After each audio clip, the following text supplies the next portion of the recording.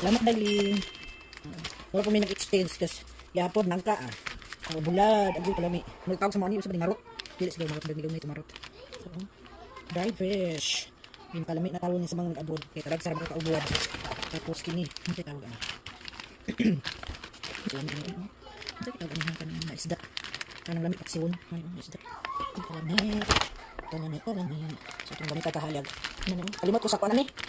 Ngalan, kasi lamig niya siya kanang kununan ba. Thank you, Day. Day, bigat laklin. Ito yung isa-isa tapos. Hindi kan pa doon. Hindi kan pa rin sa Pinas. Naglangoy-langoy. Nagdala lang bigat na. Tapos ito. Kinapasukan akong bulag na bilin na. Ano lang.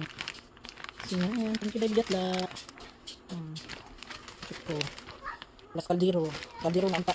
I-donate na nila. Ano na, dali na i-donate sa ko. Dawat ko mga ang ginamit na. Basta ko, kay buslot ang lubot sa kaldero ah. Dili na sa ko ihatag salamat dahil sa buwan o sa kaldero o pagluto o pansit o binignit kung sa ko sa Tagalog ng bilo-bilo. So yan, thank you very much Darlene. Ayan, bulad. Bulad. Alas na rice na eh.